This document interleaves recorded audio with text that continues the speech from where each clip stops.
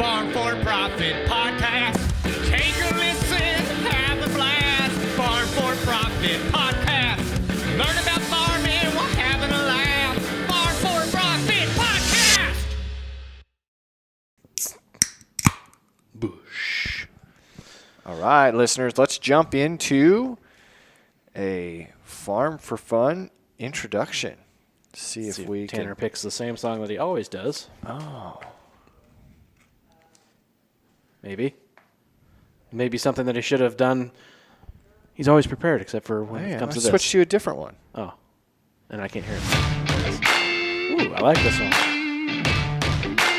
On today's Farm for Fun show, we are heading back to our northern neighbors. This man is an agriculture soldier of fortune, self-proclaimed best-looking fat guy in agriculture, which I am going to have to challenge because I thought that was me.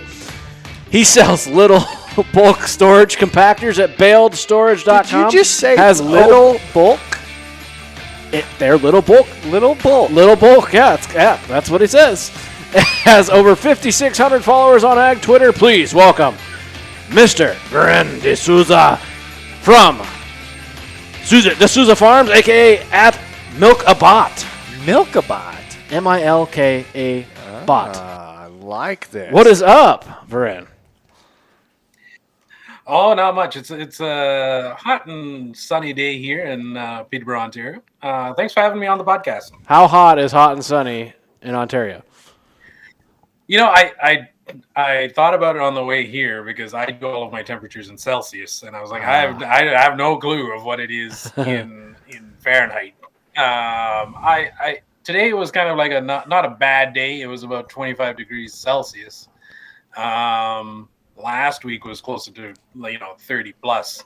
But what's kind of really throwing us off here this week is it's quite hazy. There's a bunch of forest fires up in northern Quebec, and so all that smoke is blowing down south. So it's comfortable to work in, but it's just hazy and smells like there's a campfire going constantly. So for our friends that don't know the metric system, that's about 25 degrees Celsius is 77 degrees Fahrenheit. And as we sit here, we're recording, it's 88. It's 88 degrees. It's warm. It's a little toasty.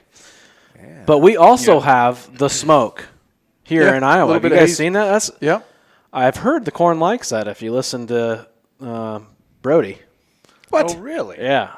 No way. What? No way? I don't know. I used to hear everyone get worried because it's filtering the sunlight. You're not getting as much light, but in fact, it brings more CO2, corn likes CO2, and then it stretches for the light, and I don't know. That sounds like a gimmick to me, but so we do have it. Viren, I've seen way too many social media posts about these fires in, you said Quebec. Were they started intentionally, or how did these fires start? I don't know. I know the smoke that you're getting where you are is probably from up in Alberta, British Columbia, places like that. And I think I'd seen a stat somewhere where, of that, there was a percentage that were started by humans, whether accidentally or not. In the case of Quebec, I'm not really sure, to be honest with you. There's a lot of nothing in Quebec, so it could very well have been something else. It's been quite dry the last little while, so I would surmise it's kind of more maybe not accidental, but just natural causes. So if you're in Quebec, you're in French Canada country. Do you speak French as well? I don't live in Quebec. I live in Ontario, but Quebec is really only probably a 3.5 hour drive sort of thing. Like I'm not very far. Like it's not very far, but but do I speak French? No, I really just speak enough French to tell somebody that I don't speak French. I was going to say to F off or something. Or I can speak like English with a French accent to make people think you're from Quebec. Like that's about it. But I don't speak French. Additionally, I think if anybody from Quebec went to France, that's a different French again. It's kind of like somebody from Texas going to the UK. They're both speaking English, but it's two different sort of there's enough differences there. So, Viren, I gave a small little snippet intro. How do you introduce yourself? Yeah, that's a very good question, and that's why I put Soldier of Fortune on there. I guess I'm still trying to figure out what I'm doing with my life. But anyways, I've got a couple different roles that depending on who you are, I'm doing something different for you. I guess I do have the compactors. About 5 years ago, kind of 2018, 2017, I started getting into sort of selling these Oracle compactors. So Oracle's a manufacturer out in Norway. They've been making these compactors for probably 25 years or so. And so I was looking for a way to bale corn silage at the time. And so I was kind of doing a bit of research. I found them, kind of latched onto the concept. At the time, there was probably maybe, I don't know, you could probably count on one hand the number of machines that were in North America at the time. And then 2018, I think, was when we had the big CBD hemp boom. If I'm sure everybody remembers that, where, you seemed like, capital investment money was just coming out of the walls and just people were just buying up, paying $1 a seed for hemp seed. And, everybody was getting on this hemp train. And that kind of was the next big boom for all those machines where, machines were getting sent to the U.S. primarily, left, right, and center. So right now, it probably sits at probably about 50, 60 machines now in the U.S. And mainly for baling hemp. Since that crash, there's a lot of used machines out there now, but I sold a couple of machines into that sort of boom, and since the bust, I've bought a few machines off of that bust. So I mean, that was kind of one of my things. I do a bit of custom baling, corn silage, wood shavings, sawdust. Looking at a few other options now. I'd like to do more sort of in the waste sector rather than agriculture, just because it's a little more of a bigger market, bigger time frame. You guys kind of know, when it's harvest time, harvest is a really intense window, but it's also a small window. For something like corn silage, the season is maybe only 6 weeks. Yeah. But if you're looking at doing shavings, well, there's waste shavings coming out of a sawmill every day of the week. So, there's a market for it. So, but it's a different animal, a different beast, different business marketing strategies. So we're just working on that. I used to do more of it before, where I was kind of a milking equipment installer technician for hire. That's kind of how I got started in agriculture. My first job out of college was installing milking equipment on dairy farms. And so I was working for a couple of dealers locally.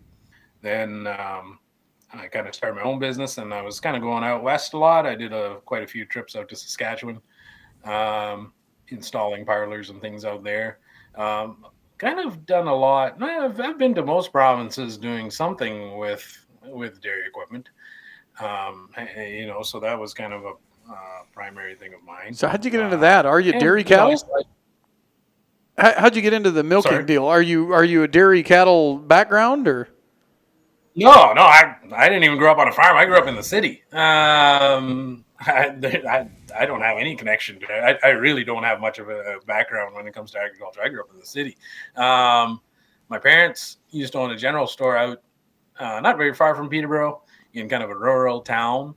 And I kind of got to meet a few farmers through that way.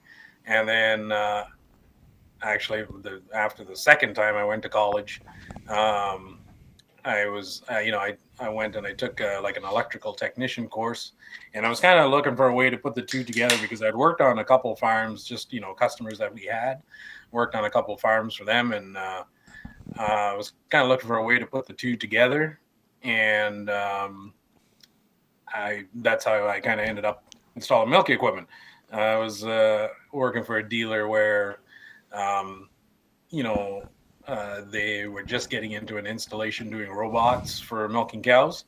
And back in 2007, that was a pretty new concept. You know, there weren't no, we were looking, Right. we had to drive probably, I'm trying to think now, we probably had to drive 3 hours to look at a farm that milked cows, the robots back then. And so that was 2007, and we were looking at robots that were 5 years old, and we considered them back then to be old. You know, these were 5-year-old old robots. Yep. And so that was 2007, 2008. We did 2 barns that year.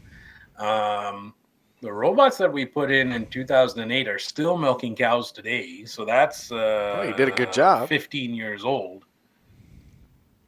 Yeah, it was. Well, I mean, it's kind of more. I mean, back then when you looked at open houses, you know, people would have a barn open house, and you'd look at what kind of equipment they had.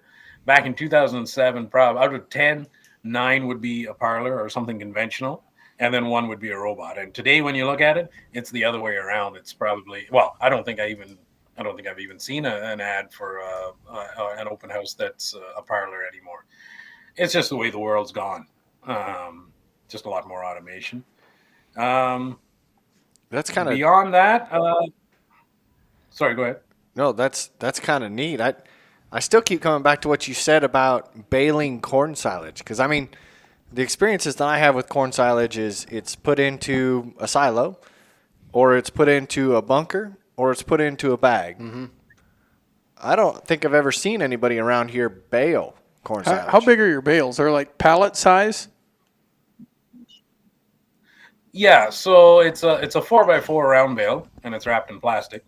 And so what that allows people to do is now your feeding is kind of modular, right? So in a bunk, once you've opened up that bunk, you gotta keep feeding that face back, or it'll start to mold. Same with a bag, like, you know, I think maybe a 10-foot bag is probably a ton per foot or something like that, or maybe it's an 8-foot bag is a ton per foot.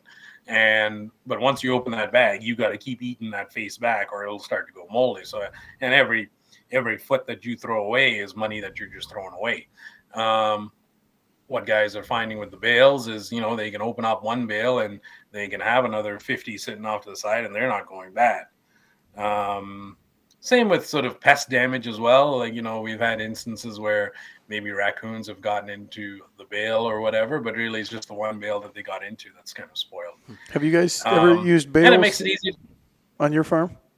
For bales? Yeah, like he's talking like palletized bales. That's the marshmallow farms. Okay. That's right. Right? No, we've never wrapped anything. Everything just gets stored in a line or stored in a pile.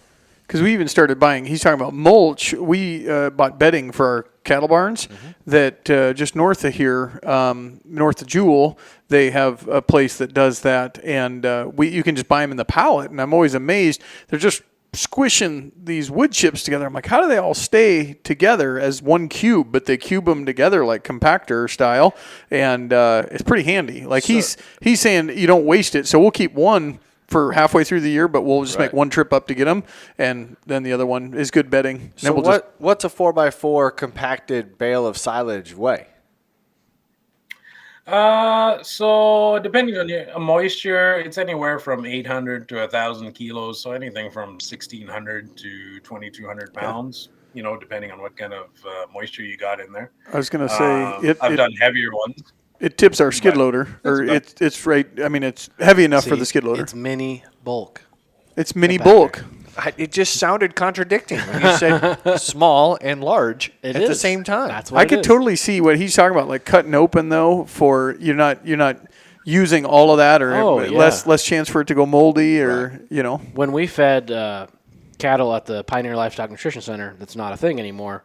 We had a big bunker, but we only had 100 cattle there, and then a lot of times it was way less than that for research. I see. That face of that went moldy all the time. We were always throwing stuff away. So you went into business selling. Go ahead. Sorry. Yeah, and like, I mean, just from the transportation side, like you see it more on the shavings, because so there's a compactor at a lumber mill in Maryland somewhere. And what he does is, so he supplies all these chicken barns with shavings for bedding.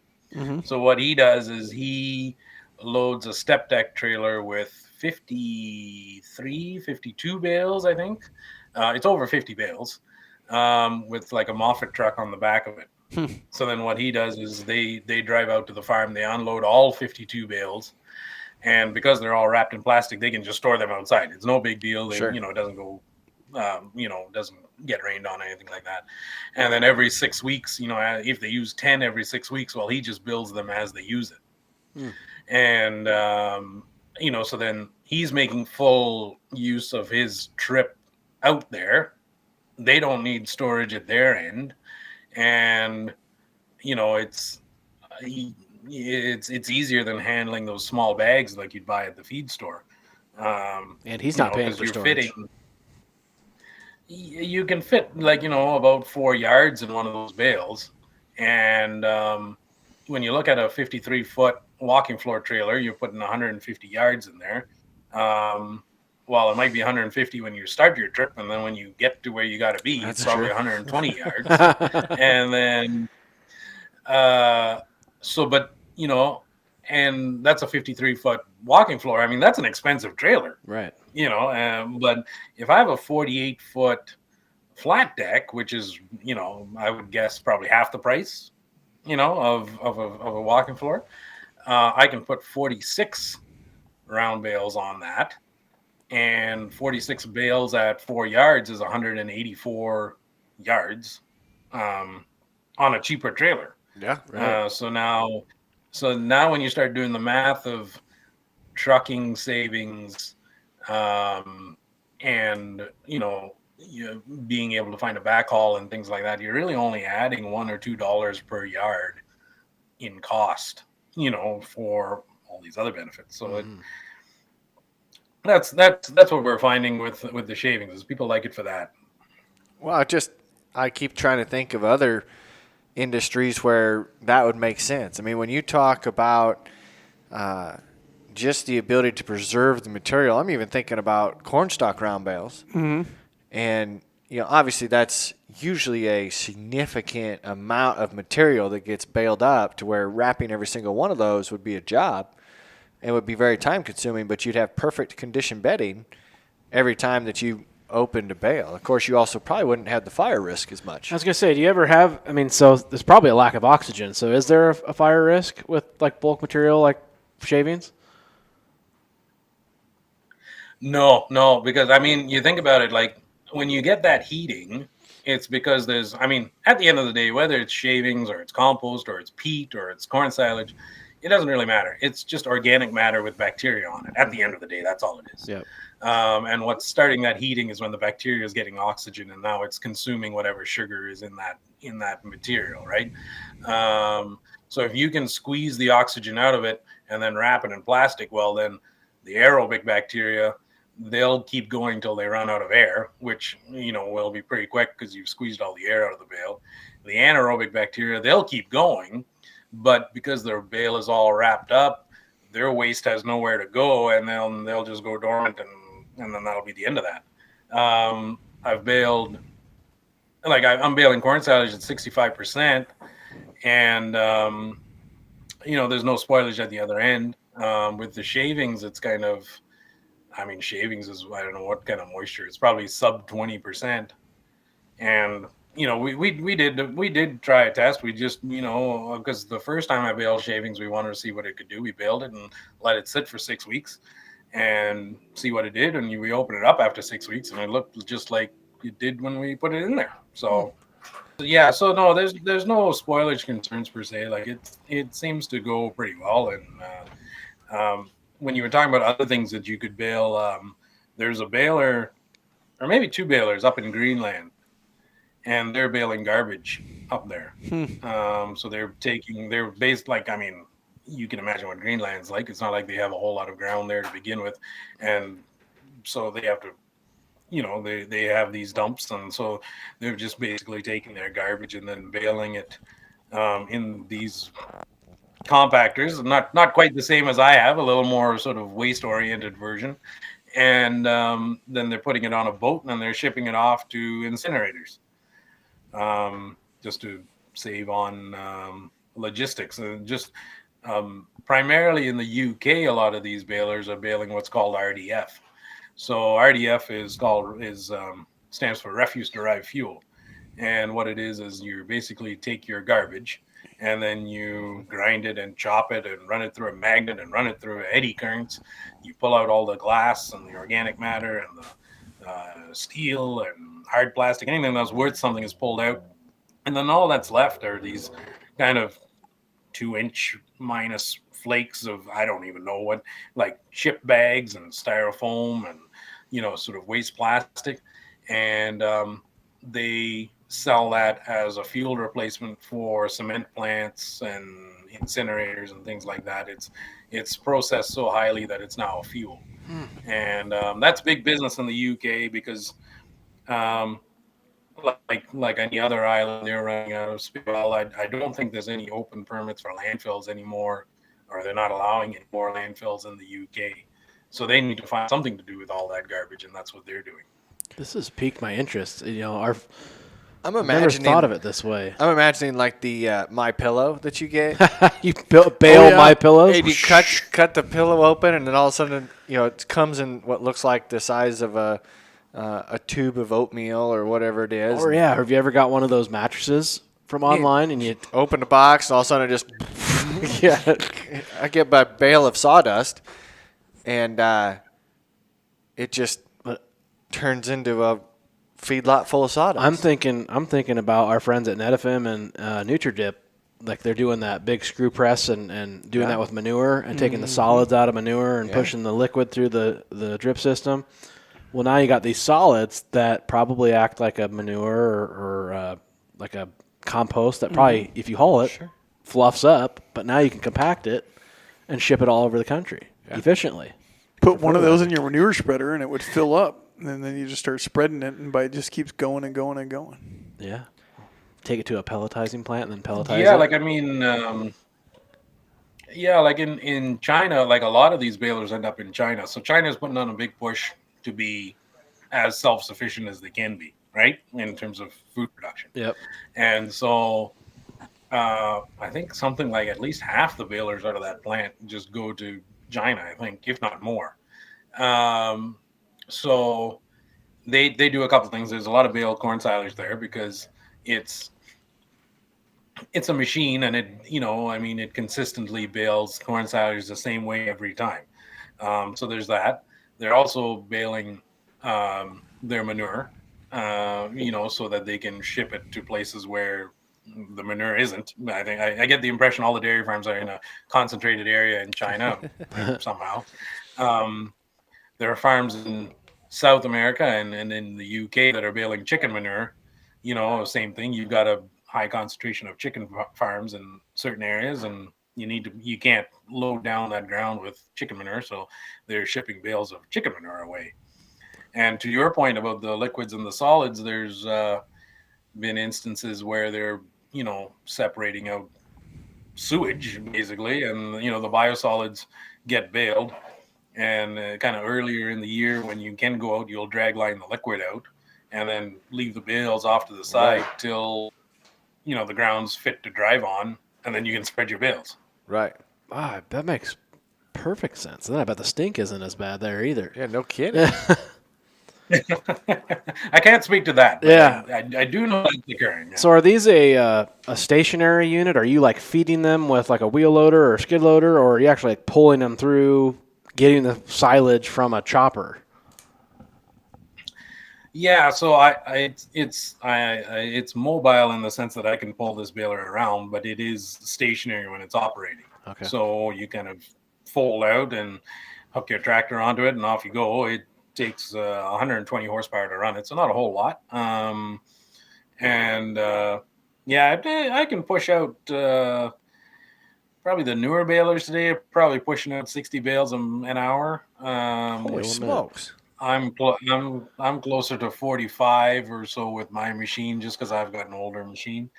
Hydraulics are different on mine versus the new ones. So it's all about your pace, right? Like, I mean, I can, if I want to push 52 bales an hour, I probably can, but I just need one hiccup along the way, and I've lost time. Versus I can just do 45 consistently, hour after hour. Right. So is the bale actually wrapped with like a net wrap or a twine, or is it only the wrapping, the plastic? So what I do is called film on film. So I could use net wrap, and I have used net wrap in the past, but I use 4-foot wide plastic wrap to kind of do the circumference of the bale. And then it's really only a couple wraps around it, just enough to hold it together to go from the chamber out to the wrapping table. And then I just use a regular 30-inch bale wrap like you'd find everywhere else. And I wrap it with whatever, 6-8 layers, whatever people want. I have been looking at sort of a recycled bale wrap just because the amount of plastic use seems to be an issue. It's not an issue, but it's something that someday might become an issue. Sure. So there's a wrap out. Oracle has a wrap out now that's made with a recycled content in it. So I'd like to get into that. Well, that makes sense. You're using a lot of plastic. If you could put it right back in, make new plastic, makes a lot of sense, I guess. Yeah. Yep. I got to go back. Yeah, I know. The joke is like, because every once in a while, there's also the question at the farm level about what you do with all of this waste silage wrap, right, or bunker plastic or whatever, just waste farm plastic. Make slip and slides. And and I in some instances they are baling that as well in the baler. The joke I tell with people is, I'll come bale your corn silage, and then once we're done baling your corn silage, we'll just take all the bale wrap from last year and we'll run it through the baler, and we'll make one bale of bale wrap, and off you go. That'd be perfect to go to the recycler. If you had someone set up, you could just ship them down there and boom, new wrap. Yeah. I don't know. It's quite that easy. But I've kind of looked a little bit into the plastic world, and it's interesting. Like bale wrap itself is a high value plastic. But the problem is that it's half water and half dirt. Yeah. And so who wants that? So right. The plastics industry has a lot of money in it.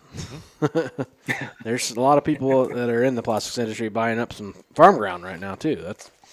So I had to go back. I wanted to say it back when you were talking about it. He's $1 a seed for hemp seeds. Yeah. Can you imagine how many dollars I've thrown away? Oof. Yeah, your water hemp. You quit spraying that. Oh, that's what we're talking about. Oh, okay. right. Yes.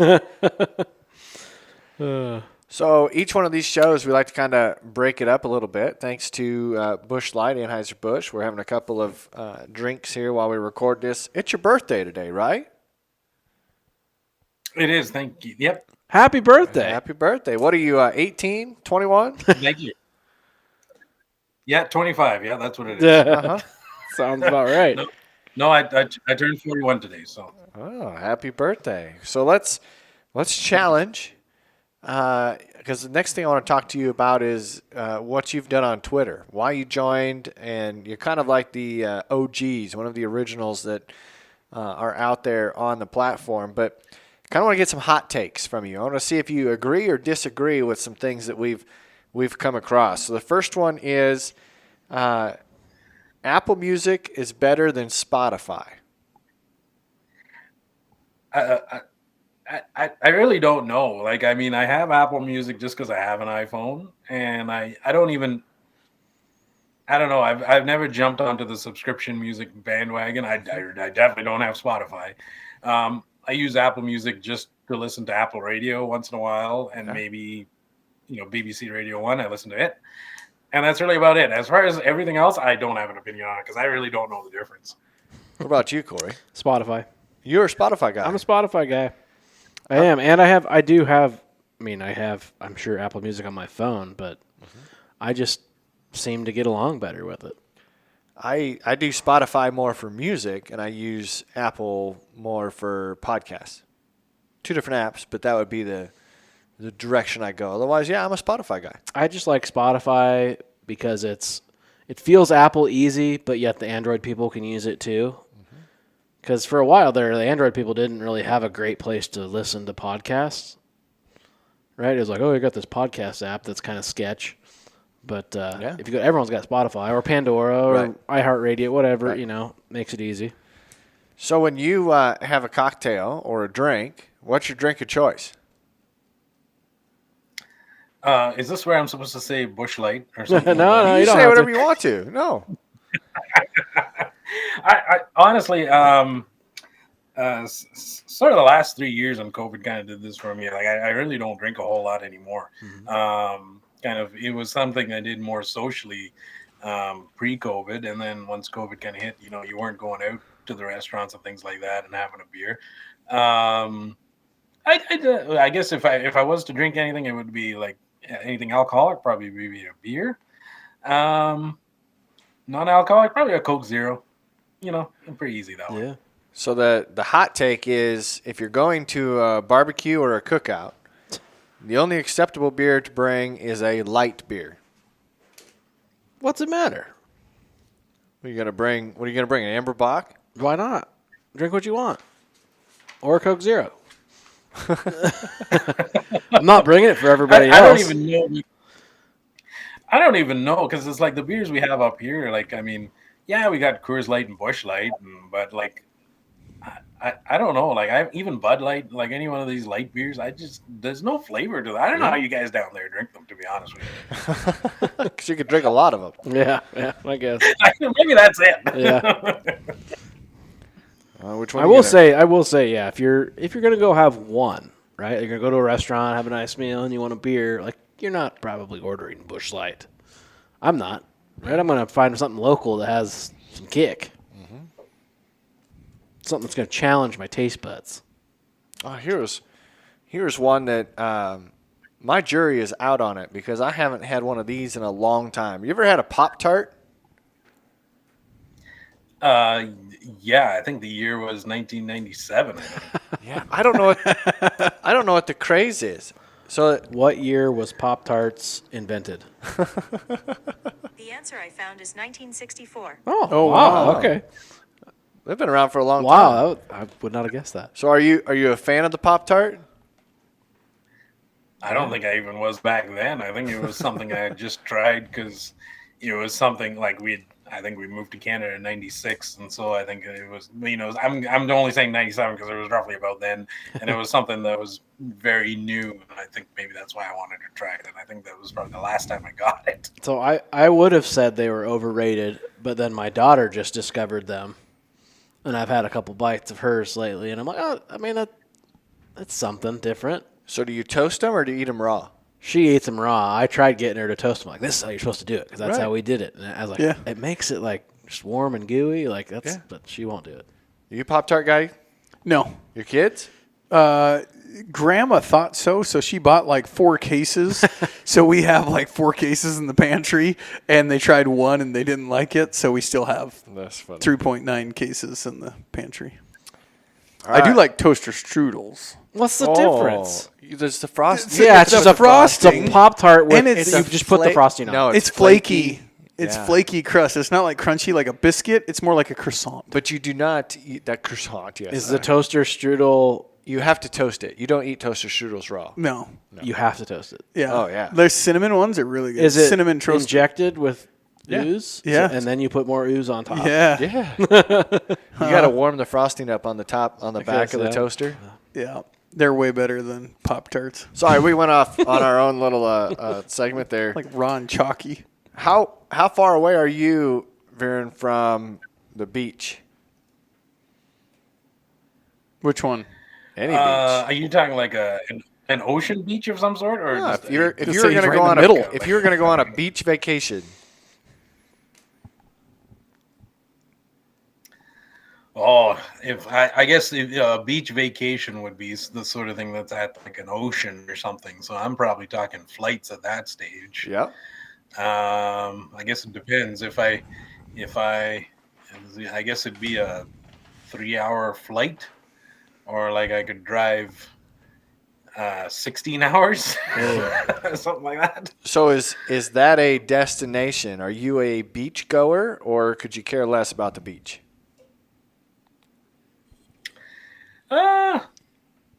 That's a good question. haven't been in a while, so I'd probably go. Sure. So are you worried about being the best looking fat guy on the beach?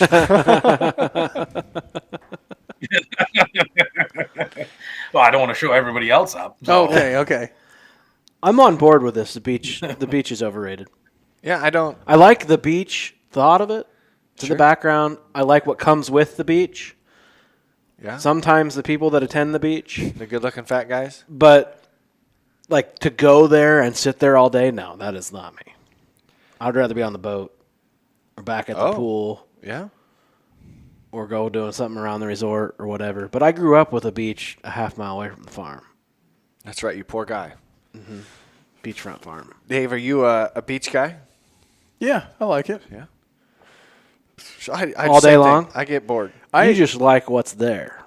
I like the waves and Okay. and actually trying to be active at the beach. I'm not one for sitting around and just trying to get Yeah. tan Play the or beach something. I volleyball. can't believe. So Like- you go jog on the beach? Like people No. that jog on the beach in the morning? Like, I wow. guess I've done did. that. I've run on the beach. Yeah. before. Why? To say I ran on the beach. Just say I ran How on the long? beach, Like you had to cut your normal mileage in half. Oh 'cause yeah, it's I went way for, harder. I went for like 1.2 miles and was shot. Yeah, like I was on a goal to go do a 3-mile 5K. Yeah. I was gonna go do a 3-mile run and no. You got to get down to like where the tide is, where it's like packed sand, right? So then, do you run with shoes on or bare feet? Because I Bare- tried doing bare it bare feet, and See, I ran with it shoes on. Eats the. I don't have very. Don't you get tough sand feet. everywhere? I was like up farther. I didn't go down like that's you said. fluffy. The hard pack stuff. That wasn't bad. Yeah, I didn't know how far. I just went out to like the pier, like wherever I could see the farthest, and it was a ways. But All right, let's get back to our guest. That went way different path than I thought it was going to go. So, what got you on Twitter? Is that your business selling compactors, or where was the original venture out onto the old Twitter machine? Yeah, I probably joined when I started my business. That was likely the first thing that kind of drove me there. I just started my business of, doing milk equipment on my own, and I was kind of looking for some sort of avenue to kind of market myself, and that was kind of the thing. That would have been 2012, I guess. So, yeah, it was a different space than it is now, and that's fine. It evolves as it goes. Have you dabbled into any other socials? I am on LinkedIn, but oh man, I struggle with that app. Is this the intro we I don't do the know. LinkedIn? I don't think it is. Oh, that would be funny.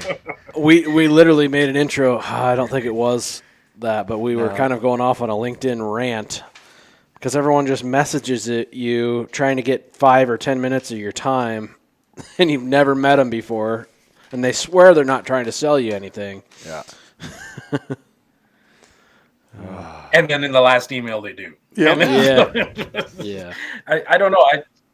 I was on it, and then I left it, and then I came back, and I don't know. I can take it or leave it. I'm on it, I guess. Corporate cesspool. What If- else? Well, if one of your Twitter Well, sayings is I've got your.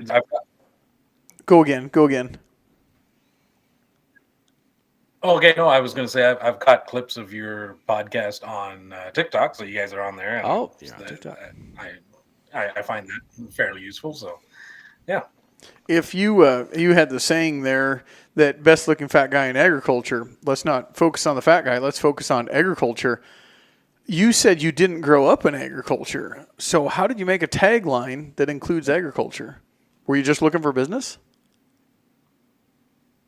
Well, I'm in it now, so I guess it.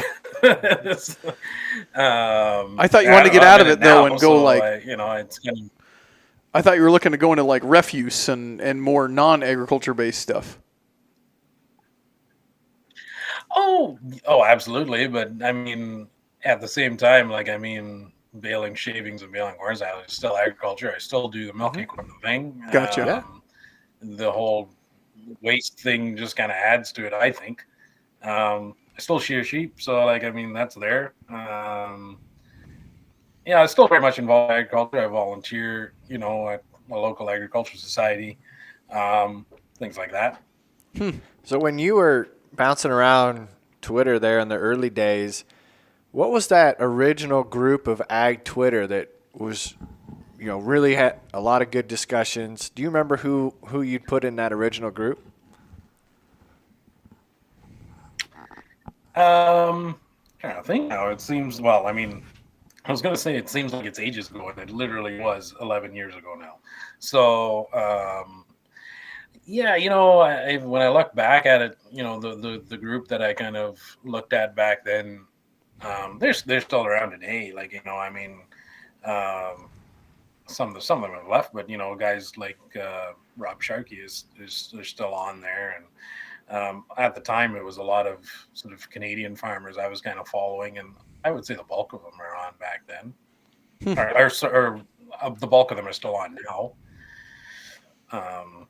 And it's been good for connecting with people and farmers who sort of and just see what agriculture is like across the world. Really, there aren't too many avenues for you to do that. Twitter is one, TikTok's another good one for that.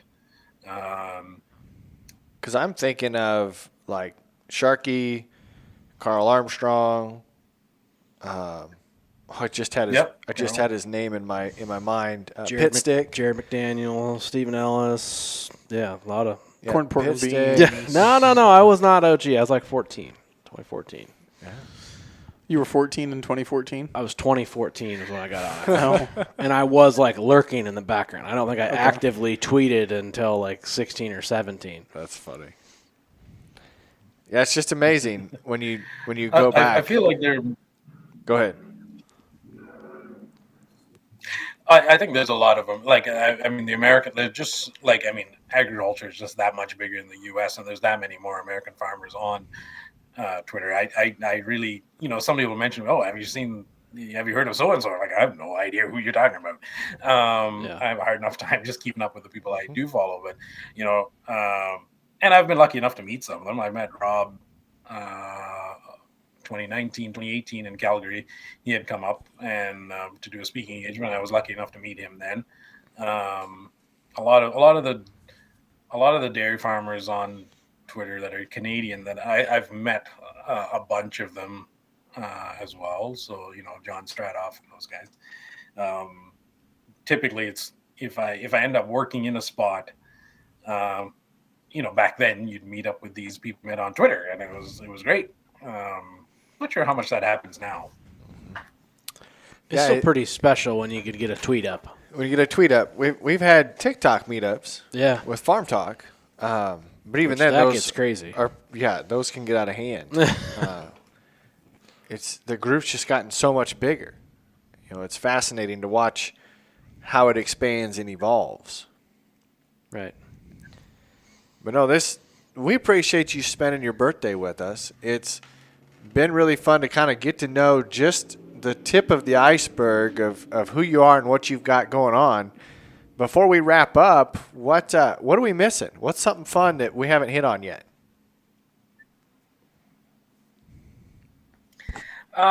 You kind of caught most of it, actually. I thought maybe the sheep shearing thing would come up a little more because I was looking through your list of past guests and you had Corey Bricker on there. Yeah. Right. And I was like, oh, there's a guy. I mean, he shears way more than I do, and I don't shear a whole lot anymore. It's something that, I did sort of 15, 20 years ago when I had more time. And I used to do that for a little bit of extra cash. Learned to shear when I was in New Zealand 20 years ago. And so came back, and actually Corey was one of the first people I saw on TikTok shearing sheep. And I think maybe the only one back then.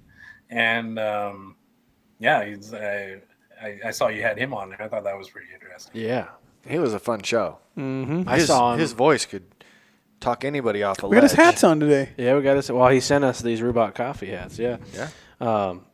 Okay, all right. He had didn't send you like the freshly peeled ones. No. We got. Yeah, he said he might send stickers, but Yeah. no. He did a really cool, like, rare breed sheep that was a mascot for something I saw on his TikTok. I don't know if you guys saw that or not, but it was a beautiful, big ram or something. And, yeah, it was cool. I like watching his stuff. Yeah. So you don't do that very much anymore? Nah, I have some customers that I shear for that I've shown for a very long time, and I still shear for them. And I take on the odd new client, but I just don't have the time to like to do this to do it as much as I used to. So yeah, I probably if I shore 100 sheep in my year, I'm doing good, and that's fine. Is that the plural? Shore? Short, Shore? Shear? Sheared it up. Sure enough. Shore? Sure. Okay. sure? That's interesting. I think we the should only still other have a thing I'll- competition of shearing sheep with us three. Mm-hmm. What was the other thing? Oh, the one last thing I wanted to mention is I know down in the States you guys are really into your football. I just wanted to mention that I wore my Nebraska Huskers hat. Oh my goodness. All right, that was good. Go All Big right, Red. Go yep. Big Red. See ya later. You know, we have to jump on the next podcast is with a Nebraskan, so that's just adding to it. No. I'd sold a baler down to Columbus, Nebraska, and I went down. And when I go to when I go to these towns, I like to pick up, see what the local sports team is and get one of those things. And so I end up with a Nebraska Huskers hat. Never seen a game. I don't even understand how American football works. I don't even understand how football works. But it was a pretty cool hat, and I thought I'd wear it specifically for this podcast. Yeah, it's too bad. Someone from Iowa needs to buy a compactor. That's right. And he needs an Iowa State Cyclones hat. We're going to bring him down here. He's going to compact Busch Light cans for us. There we go. Oh, Bail my. up some Busch Light cans. Aluminum bales. There you go. Very good. I'd be glad to do it. So the question we ask every one of our guests before we sign off is right now, what would you go back and tell yourself at age 18? What would you go back, and if you could stand next to yourself, what would you tell young Viren? That's a very good question. Dave, what do you think of the Busch Light? Yeah, I think it would be to just it would be to keep taking chances. There you go. I didn't end up where I am now by kind of just following what everybody else was doing. And maybe back when you're 18, you're kind of more concerned about, other people's perceptions of you. But then as you get older, you kind of think, well, never mind them. I'm going to go do my own thing now. And I wish I maybe did more of that back then. And that's probably what I'd tell myself, to take those chances and go for it. I like it. That was good. Well, for our listeners that don't follow you on Twitter, what's the username there for them to go ahead and chase you down? Yeah, you can find me on Twitter at Milkbot, MILKABOT. And happy birthday again. Thank you so much for hanging out with us. Hopefully you had a little bit of fun. I know our listeners are going to have fun getting to know you a little bit better, so we really appreciate that. I appreciate you guys having me. Corey, what do you tell them? Say, crack a Busch Light. You deserve it.